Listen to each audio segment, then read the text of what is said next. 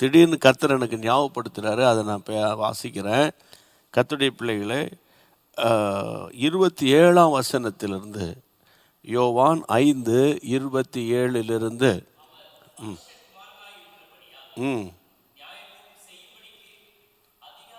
அவருக்கு கொடுத்திருக்கிறார். அதிகாரத்தையும் ஆண்டவராய் இயேசுவுக்கு கொடுத்திருக்கிறார். இதை குறித்து நீங்கள் ஆச்சரியப்பட வேண்டாம். இதை குறித்து நீங்க ஆச்சரியப்படாதீங்க. ஏனென்றால் பிரேத குழிகளில் உள்ள அனைவரும், பிரேத குழி, நல்ல கவனிக்கணும் கிறிஸ்தவர்களே, நல்லா கவனிங்க. பிரேத குழிகளில் உள்ள வசனத்தை பாருங்க. அனைவரும் வாசிங்க. அவருடைய சத்தத்தை கேட்கும் காலம் வரும். அவருடைய சத்தத்தை கேட்கும் காலம் வரும். அதாவது பிரேத குழியில நம்ம அடக்கம் பண்ணிட்டு வந்திருக்கணும்ல, ஒரு நாள் அவருடைய சத்தத்தை கேட்கும் காலம் வரும். அப்பொழுது நன்மை செய்தவர்கள் ஜீவனை அடையும்படி, இதுதான் பாயிண்ட், நன்மை செய்தவர்கள் ஜீவனை அடையும்படி எழுந்திருக்கிறவர்களாகவும் தீமை செய்தவர்கள் ஆக்கினையை அடையும்படி எழுந்திருக்கிறவர்களாகவும். ரெண்டு குரூப்பும் எழும்புவாங்க. ஒன்று நன்மை செய்தவர்கள், ரெண்டாவது தீமை செய்தவர்கள். நன்மை செய்தவர்களும் நன்மை செய்தவர்கள் காதுலையும் சத்தம் கேட்கும், தீமை செய்தவனுடைய காதுலையும் அந்த ட்ரம்பட் சத்தம் கேட்கும். ஆனால் அந்த வசனம் என்ன சொல்லுகிறது? அதாவது நன்மை செய்தவர்கள் ஜீவனை அடையும்படி எழுந்திருப்பார்கள், தீமை செய்தவர்கள் ஆக்கினை அடையும்படி எழுந்திருப்பார்கள். இது கர்த்தருடைய பிள்ளைகளே, நான் சொல்லவில்லை. யோவான் எழுதின சுவிசேஷம் வேத வசனம் மாறுமா? யாருக்கோ எப்பவுமே எழுதி வச்சது அப்படின்னு நினச்சா சொல்லிக்கிட்டே இருங்க நீங்கள். ஆனால் கர்த்தருடைய பிள்ளைகளை, வானமும் பூமியும் ஒழிந்து போனாலும் என் வார்த்தைகள் ஒரு காலம் ஒழியாது. என்ன சொல்கிறீங்க?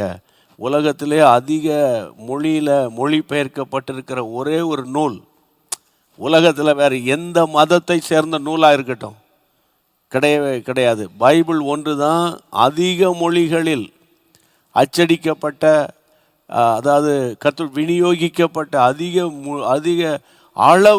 அதிகமான அளவு விற்கப்பட்ட, விநியோகிக்கப்பட்ட ஒரு நூல் நம்முடைய பரிசுத்த வேதாகமம். ஆமேன்.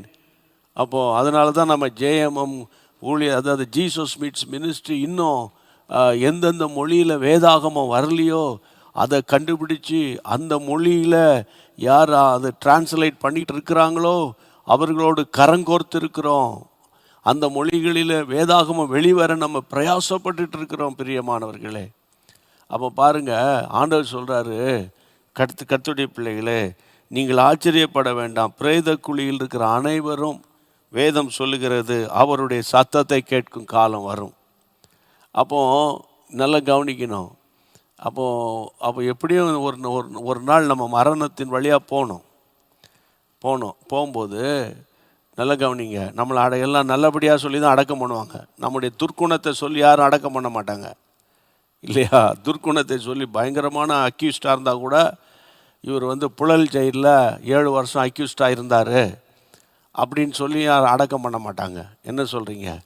இவர் கர்த்தருக்குள் மரித்த இன்னார் அப்படின்னு சொல்லி தான் அடக்கம் பண்ணுவாங்க. அது நம்முடைய கஸ்டம்ஸில், கலாச்சாரத்தில், நம்முடைய சிஸ்டத்தில் ஒன்றா ஆகிப்போச்சு. ஆனால் எல்லார் காதுலேயும் அந்த மனுஷகுமாரனுடைய சத்தம் கேட்கும். ஆனால் கர்த்தர் ஜீவனை தரித்து கொள்ள எழுந்திருப்பவர்கள், நன்மை செய்கிறவர்கள். அப்போ இந்த நாட்களில் உங்கள் நிமித்தம் சபை உயிர்ப்பிக்கப்படணும். உங்களால் சர்ச்சில் ஒரு ரிவைவல் வரணும். சும்மா சண்டை போட்டுக்கிட்டு கமிட்டி, மண்வெட்டி, கடப்பாறை இதெல்லாம் தூக்கிட்டுலாம் போகாமல், நீங்கள் இயேசுவை நேசிக்கிற பிள்ளைகளாக, சரியா, கர்த்தருடைய நாமத்தினால நீங்கள் கர்த்தருடைய வருகைக்கு ஆயத்தப்படணும் என்று இயேசுவின் நாமத்தில் அன்போடு கூட நான் பேசுகிறேன். ஓகே, ஆண்டவர் ஸ்தோத்திரம்.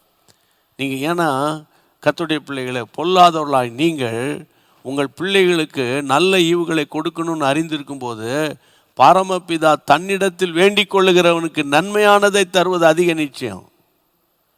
அதுதான் பைபிள் கான்செப்டு. நான் இப்போ என்னை பற்றி நான் பேசுகிறேன். நான் ஊழியத்துக்கு வரும்போது 1981 ரட்சிக்கப்பட்ட, 84 வந்தேன். February 4 வரும்போது ஜீசஸ் மீட்ஸ் மினிஸ்ட்ரி 40 இயர்ஸை நிறைவு செய்து, கர்த்தருக்கு மகிமை உண்டாகட்டும். அப்போ நான் என்ன உங்களோடு கூட பேசுகிறேன் பிரியமானவர்களே, நீங்கள் நம்முடைய ஓட்டம் முடியும் போது நீ என்னத்தை சாதித்தாய்? என்னத்தை சாதித்தாய் என்று ஆண்டவர் கேட்கும்போது நம்ம என்னத்தை சொல்ல போகிறோம்? சரியா? அதனால் நேரம் கிடைக்கும் போதெல்லாம் ஜெபம், நேரம் கிடைக்கும் போதெல்லாம் தேவனை தேடுங்க, நேரம் கிடைக்கும் போதெல்லாம் பைபிளை படிங்க. சரியா? சும்மா அங்கங்கே ஊருக்கு சுற்றிக்கிட்டு ஊரை பார்த்துக்கிட்டு அலையாதீங்க. அந்த ஊரில் அங்கேயே தான் இருக்கும். புரியுதா உங்களுக்கு? அங்கேயே தான் இருக்கும். டைம் வேஸ்ட் பண்ணுறாதீங்க, பணம் வேஸ்ட் பண்ணாதீங்க. தேவனோடு நேரத்தை வேஸ்ட் பண்ணுங்க, நேரத்தை செலவழிங்க. ஆமாம், ஆண்டவரத்தில் ஒவ்வொரு செலவு பண்ணுகிற ஒவ்வொரு நிமிஷமும் அது வீணாக போகாதுன்னு ஒரு பாட்டு கூட பாடுவாங்க. என்ன சொல்கிறீங்க? அதனால் கர்த்தருக்குள்ளே நீங்கள் தைரியமாக, கர்த்தருக்குள்ளே சந்தோஷமாக இருங்க. ஆண்டவர் உங்களை கிருபையாக நடத்துவார். அப்போ ஆண்டவர் எவ்வளோ கிருபையாக நம்ம நடத்துகிறாரு. என்ன? அதனால் குயிக்காக இந்த நாளில் நான் கேட்டது, நீங்கள் இப்போ வரைக்கும் கேட்டது ஒரு செய்தி தான். சரியா? அதனால் யோவான் எழுதின சுவிசேஷம் 5ஆம் அதிகாரம் 27, 28, 29 வசனத்தின்படி நான் உங்களோடு கூட பேசினேன். ஆனால் இப்போ இன்னைக்கு கொடுக்க வேண்டிய ஒரு வார்த்தை என்கிட்ட இருக்குது. அது என்னன்னு கேட்டால், அந்த oneness of spirit, oneness of mind, அதை பற்றி நம்ம பேசணும். ஞாபகம் இருக்கா அவங்களுக்கு? ஸோ மண்டே நம்ம ஊழியர் பேசுவாங்க, டியூஸ்டே வொர்ஷிப்பு. அதனால் இன்றைக்கி என்னுடைய நேரம், நாளைக்கு நான் உங்களோட பேசுவேன். இல்லை, அது உங்கள் எல்லாருக்கும் தெரியும். நீங்கள் கர்த்தருடைய மத்தேயு 18:19 படி, மத்தேயு 18:19 படி, அல்லாமலும் உங்களில் 2 பேர் தாங்கள் வேண்டிக் கொள்ள போகிற எந்த காரியத்தை குறித்தாகிலும் இந்த பூமியில் ஒருமனப்பட்டிருந்தால் கர்த்தருடைய பரலோகத்தில் இருக்கிற என் பிதாவினால் அது அவர்களுக்கு உண்டாகும். அப்போ ஒருமனப்பாட்டின் ஆவியோடு நீங்கள் ஜெபிச்சிங்கன்னா, ஒருமனப்பட்டிருந்தால் அந்த ஜெபத்துக்கு பதில் வரும்னு அது அர்த்தம். இல்லை, இப்போ நீங்கள் வாசிக்க வேண்டிய வசனம் என்னன்னு கேட்டால், நீங்கள் வேதத்தை திறந்து 1 பேதுரு, ஆமேன், 1 பேதுருவின் புத்தகம் நீங்கள் வாசிக்க வேண்டியது 3ஆம் அதிகாரம், 1 Peter chapter 3 திருப்புங்க. அதாவது 1 பேதுரு 3 எடுத்துட்டிங்களா? 8ஆம் வசனம் வாசிங்க. மேலும் நீங்கள் எல்லாரும் ஒருமனப்பட்டவர்களும், இரக்கமுள்ளவர்களாகவும், சகோதர சிநேகம் உள்ளவர்களும், மன உருக்கம் உள்ளவர்களும், இணக்கம் உள்ளவர்களுமாயிருந்து தீமைக்கு தீமையையும் உதாசனத்துக்கு உதாசனத்தையும் சரி கட்டாமல் அதற்கு பதிலாக நீங்கள் ஆசீர்வாதத்தை சுதந்தரித்துக் கொள்ளும்படி அழைக்கப்பட்டவர்கள் என்று அறிந்து ஆசீர்வதியுங்கள். நல்லா கவனிங்க. 1 பேதுரு கர்த்தருடைய பிள்ளைகளே 3ஆம் அதிகாரம் 8ஆம் வசனத்தில், நீங்கள் எல்லாரும் ஒருமனப்பட்டவர்களாய், finally be all of you all of one mind, ஒரே மனதோடு இரக்கம் உள்ளவர்களாகவும், சகோதர சிநேகம் உள்ளவர்களாகவும், மன உருக்கம் உள்ளவர்களாகவும், அப்புறம் இணக்கம் உள்ளவர்களாகவும் இருந்து, கர்த்தருடைய பிள்ளைகளே வேதத்தில் வாசிக்கிறோம், தீமைக்கு தீமையும் உதாசனத்திற்கு உதாசனத்தை சரி கட்டாமல் அதற்கு பதிலாக நீங்கள் ஆசீர்வாதத்தை சுதந்தரித்து கொள்ளும்படி அழைக்கப்பட்டவர்கள் என்று அறிந்து நீங்கள் என்ன செய்யுங்க? ஆசீர்வதிங்க. நீங்களும் நானும் எதற்காக அழைக்கப்பட்டிருக்கிறோம்? வேதம் சொல்லுகிறது, ஆசீர்வாதத்தை சுதந்தரிக்க அழைக்கப்பட்டவர்கள் என்று அறிந்து ஆசீர்வதிங்க. ஆமாம், உங்களுக்கு விரோதமானவங்களை நீங்கள் பிளஸ் பண்ணுங்க அப்படின்னு அவங்க சொல்கிறாரு. அப்போ நான் அதாவது கர்த்தருடைய பிள்ளைகள், எனக்கு விரோதமானவங்களை நான் எப்போ ஆசீர்வதிக்க முடியும்னா, எனக்குள்ளே இந்த வசனத்தின்படி ஒரு மனது இருக்கணும். மைண்டில் ஒரு மனப்பாட்டின் ஆவி இருக்கணும். என் மைண்டில் கன்ஃபியூஷன் இருக்கக்கூடாது. அப்போது கர்த்தருடைய பிள்ளைகள், நாம் யார்? நமக்கு கர்த்தர் கொடுத்துருக்கிற அத்தாரிட்டி என்ன? உங்களுக்கு கர்த்தர் கொடுத்துருக்கிற அதிகாரம் என்ன அப்படின்னு கேட்டால், நீங்கள் ஆசீர்வாதத்தை சுதந்தரித்து கொள்வதற்காக அழைக்கப்பட்டவங்க. நீங்கள் எங்கேயாவது ஒரு கடைகோடியிலிருந்து இந்த செய்தியை கேட்கலாம், அல்லது நீங்கள் கிறிஸ்டியனே இல்லை, விட்டுருங்க. இப்போ நீங்கள் புதுசாக தான் இதை கேட்டுக்கிட்டு வரீங்க, நீங்கள் உங்கள் மனசுக்கு ஆறுதலுக்காக கேட்குறீங்களோ, அல்லது உங்களுக்கு ஏதாகிலும் ஒரு அற்புதம் நடக்கணும்னு கேட்குறீங்களோ, அது எனக்கு தெரியாது. ஆனால் நான் உங்களுக்கு சொல்கிறேன், நீங்கள் எப்படிப்பட்டவர்கள் என்பதை, நீங்கள் யார் என்பதை உங்களுக்கு கர்த்தர் கொடுத்த அதிகாரம் என்னன்னு கேட்டால், வசனம் சொல்லுகிறது, ஆசீர்வாதத்தை சுதந்தரித்து கொள்ளும்படி. சரியா? அழைக்கப்பட்டவர்கள். நம்ம ஆசீர்வாதத்தை சுதந்தரிக்க தான் அழைக்கப்பட்டிருக்கிறோம். சரியா? கர்த்தருக்கு ஸ்தோத்திரம். நம்ம சுதந்திர இந்தியாவில் இருக்கிறோம். உதாரணமாக சுதந்திர இந்தியாவில் இருந்துக்கிட்டு நான் அடிமையாக இருக்கிறேன், எனக்கு சுதந்திரமே இல்லை அப்படின்னு நீங்கள் சொன்னீங்கன்னா, ஏதோ ஒரு பிரச்சனையின் நடுவில் இருக்கிறீங்க. அதுதான் அர்த்தம். அந்த பிரச்சனை தான் என்ன? அந்த பிரச்சனையை வச்சுக்கிட்டு ஒரு மனப்பாடு இல்லாமல், நல்லா கவனிங்க, கர்த்தருடைய இரக்கம் இல்லாமல், த ஸ்பிரிட் ஆஃப் கம்பேஷன், அதாவது அந்த மனதுருக்கம் இல்லாமல், சகோதர சிநேகம் இல்லாமல், கர்த்தருடைய பிள்ளைகளை இணக்கம் இல்லாமல், தீமைக்கு தீமையும் உதாசனத்துக்கு உதாசனத்தையும், அதாவது சரி கட்டாமல், அவங்க இப்படி பேசுனாங்களா நம்ம இப்படி பேசணும், அவங்க அப்படி நடந்தாங்களா இப்படி அவங்க நடக்கணும் அப்படின்னு நடக்காமல் நீங்கள் அதாவது நம்ம எப்போவுமே உங்கள் மேலே உங்களை குறித்து, மறுபடியும் சொல்கிறேன், உங்கள் மேலே உங்களை குறித்து உங்களுக்கே ஒரு தெளிவு இருக்கணும். நான் யார்? நான் ஆசீர்வாதத்தை சுதந்தரிக்க அழைக்கப்பட்டவன். அப்போ என்னை ஆசீர்வதிப்பீரா? யார் இது சொன்னா? அது எனக்கு இந்த ஆசீர்வாதம் இல்லையா, யார் கதர்னா? ஏசா. ஞாபகம் இருக்குல்ல? ஏசா, தகப்பனே என்னையும் ஆசீர்வதிங்கப்பா. அப்பாட்ட போய் கெஞ்சி கூத்தாடுறான், என்ன ஆசீர்வதிங்க. அப்பா உன்னை ஆசீர்வதிக்க அவர் தகுதியானவர் தானே, ஏன் நீ கெஞ்சி கூத்தாடுறன்னா? நல்லா கவனிங்க, அவன் ஆசீர்வாதத்தை இழந்து போன ஒரு சிச்சுவேஷனில் இருக்கிறான். ஆசீர்வாதத்தை இழந்து போயிட்டான். என்னையும் ஆசீர்வதிங்க புலம்புறான். இன்றைக்கி நிறைய பேர் என்னை ஆசீர்வதிங்க. இதை பார்த்தா எப்போ பார்த்தாலும் ஆசீர்வதிங்க. அப்படி இல்லை. நான் யார்? நல்லா கவனிச்சுக்கோங்க, நான் யார் அப்படின்னு நீங்களே ஒரு கேள்வி கேட்டு, நான் யார் தெரியுமா? ஆசீர்வாதங்களை நான் அனுபவிக்க அல்லது சுதந்தரிக்க அழைக்கப்பட்ட ஒரு தேவ மனிதன் அப்படின்னு நீங்களே உங்களுக்கு சொல்லிக்கணும். நான் ஆசீர்வாதத்துக்கு பாத்திரவான், நான் ஆசீர்வாதத்துக்கு தகுதியானவன், நான் ஆபிரகாமின் சந்ததி. புரியுதா? இயேசுவின் இரத்தத்தினால நான் கழுவப்பட்டிருக்கிறேன், ஆசீர்வாதம் எனக்குரியது அப்படின்னு நீங்களே அதை ஏற்றுக்கொண்டு அதை கன்ஃபர்ஸ் பண்ணணும். ஆமாம், அதாவது ஆசீர்வதிப்பாக பிச்சை கேட்குற மாதிரி இருக்குது. இந்த இளைய குமாரனுக்கு மூத்த குமாரனுடைய ஸ்டோரியில், இந்த மூத்த குமாரன் வீடு வரைக்கும் வீட்டுக்கு வெளியே நின்றுட்டு அவன் ஒரே கம்ப்ளைண்டிங் ஸ்பிரிட்டு. அவனும் வீட்டுக்குள்ளே தான் இருக்கிறான். இன்றைக்கி சபை என்றால் ஒரு வீடுன்னு அர்த்தம். அப்போ நிறைய பேருக்கு இந்த குறை சொல்கிற ஆவி இருந்துக்கிட்டே இருக்குது. ஆமாம், அவன் போனான், பாவிகளோடு வாழ்ந்தான், வேசிகளோடு வாழ்ந்தான், அவ்வளோ பணத்தை வேஸ்ட் பண்ணான், அவனை கூட்டி வச்சு அப்பா வீட்டில் டான்ஸ் ஆடிக்கிட்டு இருக்காரு, அப்பா அவரை வச்சு சாப்பாடு போட்டுட்ருக்காரு.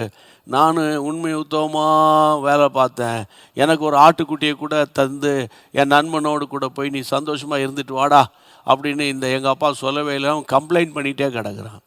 அப்போ தான் அப்பா சொல்கிறாரு, என்னடா இப்படி கம்ப்ளைண்ட் பண்ணுற? என்னுடையதெல்லாம் உன்னுடையது தானே. அப்போ அந்த ரெவலேஷன் அல்லது அந்த வெளிப்பாடு அவனுக்கு இருந்திருக்குமானால் இப்படிப்பட்ட வார்த்தை அவன் பேசியிருப்பானா? அவனுக்கு அந்த வெளிப்பாடு இல்லை. நீங்கள் சர்ச்சுக்கு போய் என்ன பிரயோஜனம்? போய் அந்நிய பாஷை பேசி ஆவியில் நிரம்பி சர்ச்சில் முன்னால் நின்று டான்ஸ்லாம் ஆடி லைட்லாம் ஆன் பண்ணி போட்டு என்ன பிரயோஜனம்? அல்ல விட்டால் ஒன்றும் கை கட்டிட்டு அப்படியே உட்காந்துட்டு இருந்து வந்தால் என்ன பிரயோஜனம்? ஆலயம் வரைக்கும் போயிட்டு ஆலயத்துக்குள்ளே போகாமல் வெளியே போய் நின்றுட்டு வந்தால் என்ன பிரயோஜனம்? நீங்கள் மூத்த குமாரனாய், நிறைய மூத்த குமாரர்கள் இருக்கிறாங்க, அப்பாவையே கம்ப்ளைண்ட் பண்ணுறது, தகப்பனையே கம்ப்ளைண்ட் பண்ணுறது. அதாவது அவர் சொல்லிட்டார், என்னுடையதெல்லாம் உன்னுடையதான்டா, அதில் எதுக்குடா நீ பார்ஷாலிட்டி பார்க்குற? நீ கேட்க வேண்டிய அவசியம் கிடையாது. இல்லை, என் பொருள் உன் பொருள்லாம் என் பொருள் அப்படின்ற அளவில் அப்பா பேசுகிறாரு. ஆனால் அவன் பிரச்சனையெல்லாம் ஆட்டுக்குட்டி சாப்பாடு. இன்றைக்கி விசுவாசிகளுக்கு பாருங்கள், நல்லா சாப்பிட்டா கர்த்தர் ஆசீர்வதிச்சிருக்கிறான்றான். நல்லா சாப்பிட்டேன், திருப்தியாக சாப்பிட்டேன். சாப்பாடு இருந்தால் கூப்பாடு தான், அதை புரிஞ்சுக்கோங்க. அதனால் நான் என்ன சொல்கிறேன்னா, பசிக்கு சாப்பிடுமே தவிர ருசிக்கு சாப்பிடக்கூடாது. சாப்பிடக்கூடாது. ஒவ்வொரு நாள் இரவில் 20 கோடிக்கு மேற்பட்ட இந்திய மக்கள் உணவின்றி உறக்கத்துக்கு போகிறாங்க, படுக்கைக்கு போகிறாங்க. அதனால் கர்த்தர் கொடுத்த உணவை நினச்சி தோத்திரம் பண்ணுங்க, தோத்திரம் பண்ணுங்க. சத்தம் போட்டு உரத்த குரலில் உறக்க பிரசங்கம் பண்ணிட்டு வரேன். ஏனென்று கண்டால் காம்ப்ரமைஸ் பண்ண வேண்டிய காலம் இனி செல்லாது. ஆமாம், கர்த்தருடைய பிள்ளைகளே, அந்த நாட்களில் ஆண்டவராக இயேசு பிரசங்கத்தை கேட்டபோது, இங்கே பாருங்கள் 7ஆம் அதிகாரம், மத்தேயு எழுதின சுவிசேஷம் 7ஆம் அதிகாரத்தை நீங்கள் வேகமாக திருப்புங்களேன். மத்தேயு எழுதின சுவிசேஷம் 7ஆம் அதிகாரம் 28ஆம் வசனம். இயேசு இந்த வார்த்தைகளை சொல்லி முடித்தபோது வேதபாரகரை போல போதியாமல் அதிகாரமுடையவராய் அவர்களுக்கு போதித்தபடியால் ஜனங்கள் அவருடைய போதகத்தை குறித்து ஆச்சரியப்பட்டார்கள். ஜனங்கள் அவருடைய போதகத்தை குறித்து ஆச்சரியப்படுறாங்க. ஏன்னா அந்த முந்தின வசனத்தில் வாசிக்கிற வேதபாரகரை போல போதிக்காம அதிகாரம், அவங்க அந்த செய்தியை கேட்ட மக்கள் கம்பேர் பண்ணுறாங்க. வேதபாரகரை போல போதிக்கல இவர். ஆமாம், அங்கே இருக்கிற வேதபாரகர்கள் பாலிஷ் பண்ணிக்கிட்டு இருந்தாங்க, சுகர் கோட்டிங் கொடுத்துக்கிட்டு இருந்தாங்க. அவங்க போல நான் பேசாமல் அதிகாரத்தோடு பேசுகிறாரு. இந்த அத்தாரிட்டி, அவர் மெசேஜில் ஒரு அத்தாரிட்டி இருக்குதே அப்படின்னு ஜனங்கள் ஆச்சரியப்படுறாங்க. ஆமாம், காம்ப்ரமைஸ் மெசேஜில் தான் சுகர் கோட்டிங் இருக்கும்.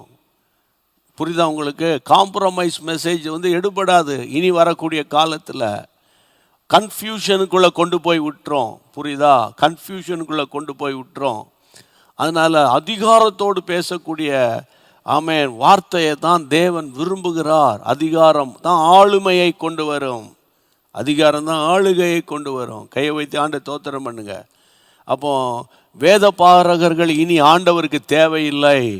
அதிகாரத்தோடு பேசுகிற தேவ மனிதர்கள், விசுவாசிகள் கர்த்தருக்கு தேவை, கர்த்தருக்கு தேவை. அதனால் இந்த நாட்களில் நீங்கள் யார் அப்படின்னு கேட்டால், நான் ஆசீர்வாதத்தை சுதந்தரிக்கும்படி அழைக்கப்பட்டவர்கள் என்று அறிந்து நான் பிறரை ஆசீர்வதிக்க வேண்டுமே தவிர அவர்களை சபிச்சிடக்கூடாது. ஆண்டவரே, அப்படிப்பட்ட இருதயத்தை நீர் எனக்கு தாரும் ஆண்டவரே, தாரும் ஆண்டவரே. ஒரு வார்த்தையை சொல்லிட்டு ஜெபம் பண்ணுவோம்.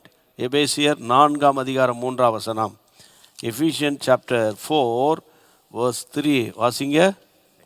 4ஆம் அதிகாரம் 3ஆம் வசனம். சமாதான கட்டினால் ஆவியின் ஒருமையை காத்துக்கொள்வதற்கு, ஆவியின் ஒருமையை காத்துக்கொள்வதற்கு ஜாக்கிரதையாயிருங்கள். Unity of the spirit, unity of the spirit. ஸ்பிரிட்டில் ஒரு யூனிட்டி வேணும். இப்போ கணவன் மனைவியாக இருந்தால் இருவர் அல்ல, அவர்கள் ஒருவர் என்று பைபிள் சொல்லுது. அப்போ ஒருவர் ஆயிட்டா எனக்குள்ள ஒரு ஸ்பிரிட் தான் கிரியேட் செய்யணும். எனக்குள்ள 2 ஆவி கிரியேட் செஞ்சால் இருமனம் உள்ளவன் அர்த்தம். அப்போ இருமனம் உள்ளவனாக இருந்தால் எந்த காரியம் எடுத்தாலும் அது வாய்க்காது. Double minded man, always confusion தான். அப்போ ஆண்டவர் இன்னைக்கு என்ன பேசுகிறார்? ஒருமனப்பாட்டை, ஆவியின் ஒருமைப்பாட்டை காத்து கொள்வதற்கு எப்படி இருங்க? சமாதான கட்டினால் ஆவியின் ஒருமைப்பாட்டை காத்துக்கொள்ள ஜாக்கிரதையாக இருங்க. இன்னைக்கு பிசாசுடைய பயங்கர தந்திரம். நல்ல ரட்சிக்கப்பட்ட வீட்டை தான் அவன் டார்கெட் பண்ணுறான். நல்ல ரட்சிக்கப்பட்ட வாலிப தம்பி தங்கச்சிமார்களை தான் டார்கெட் பண்ணுறான். அப்படிப்பட்ட திருமணங்களை தான் உடைக்கிறதுக்கு அவன் பிரயாசப்பட்டு உடைச்சிக்கிட்டு இருக்கான். இந்த அறிவு மட்டும் உங்களுக்கு இருந்துட்டுன்னா ஆரம்பத்திலேயே நீங்கள் ஜாக்கிரதையாக இருந்துருவீங்க. ஜாக்கிரதை உள்ளவனுடைய கை ஆளுகை செய்யும் அப்படின்னு பைபிள் சொல்லுது. ஜாக்கிரதை உள்ளவன் கை தான் ஆளுகை செய்ய முடியும். அஜாக்கிரதையாக தூங்கிட்டானா அவன் ஆளுகை செய்ய முடியுமா? ஆளுகை செய்ய முடியுமா? அது அலாட்டாக இருக்கிற செக்யூரிட்டி கார்டு நைட்டில் வாட்ச் பண்ணிக்கிட்டே இருப்பான், தூங்க மாட்டான். விசில் அடிச்சுட்டு சுற்றிக்கிட்டு வந்துக்கிட்டு இருப்பாங்க. ஒரு அஜாக்கிரதையாக கிடக்கிற அப்படியே கிடந்து தூங்குவான். அங்கே திருடன் செய்ய வேண்டியதெல்லாம் செஞ்சுட்டு போயிடுவான். நாளைக்கு சார் நான் பார்த்துட்டு தான் சார் இருந்தேன் அப்படி சார் தூங்கலை சார்ண்ணா, சரி போயிட்டு வா ராஜான்னு அனுப்பி விட்ருவாங்க இல்லையா? இப்போ ஜாக்கிரதை உள்ளவனுடைய கை ஆளுகை செய்யும்.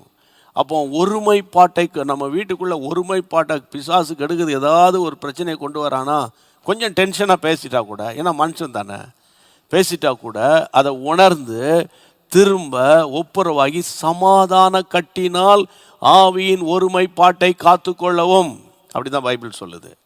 அப்போ இப்போ இந்த செய்தி கேட்குற ஹஸ்பண்ட் அண்ட் ஒய்ஃப் செய்தி கேட்குற சகோதர சகோதரிகள் உங்கள் சர்ச் பாலிட்டிக்ஸில் இன்வால்வ் பண்ணிக்கிட்டு நான் இந்த குரூப்பு அந்த குரூப்பு, குறிப்பாக தப்பாக நினச்சிக்காதீங்க, சிஎஸ்ஐ குரூப்பு, நான் எங்கே போனாலும் இந்த சிஎஸ்ஐக்குள்ளே 2 பாலிட்டிக்ஸ் இருக்குது. அது ஏன் அது கர்த்தர் ஒருவர் தானே. பெந்தேகோஸ்துக்குள்ளே இருக்குது. அது எல்லாருமே அந்நிய பாஷை பேசுகிறதுனா எல்லாம் நல்ல மாதிரி இருக்கிறானுங்க. ஆனால் அங்கேயும் பயங்கரமான போராட்டங்கள் இருக்குது. கர்த்தருக்கு தோத்திரம். கர்த்தருடைய பிள்ளைகளே, இந்த கடைசி காலத்தில் அதாவது நம்ம எந்த சர்ச் மெம்பர்ஸாக இருந்தாலும் நம்ம எல்லாரும் ஒரே அணியில் இறையும் போது தான் தேவ பிரசன்னம் நம்முடைய தேசத்துக்குள் வரும், சபைகளுக்குள்ளே வரும் என்று நான் பாரத்தோடு சொல்கிறேன். ஆனால் முதல்ல உங்கள் வீட்டை ஆண்டவரே, என் வீட்டுக்குள்ளே ஒருமனப்பாட்டி நாய் வரணும். ஆண்டவரே, என் புருஷனை ரட்சியும் சொல்கிறதுக்கு முன்னால் என்ன ரட்சியும் நீங்கள் சொல்லுங்கள். அது மாதிரி கணவன் சொல்லுங்கள் என்ன ரட்சியும், பிள்ளைகள் சொல்லுங்கள் என்னை ரட்சியும். அப்படியே கைகளை உயர்த்தி ஜெபம் பண்ணிடுவோம்.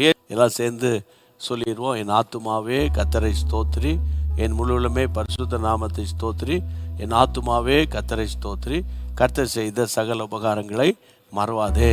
ஆமேன். இன்றைக்கு மீண்டும் நமக்கு காலை 5:30 மணிக்கு அனுதினமும் ஆவியானவரோடு மறந்துடாதீங்க. நல்லா கேட்டு பலப்படுங்க.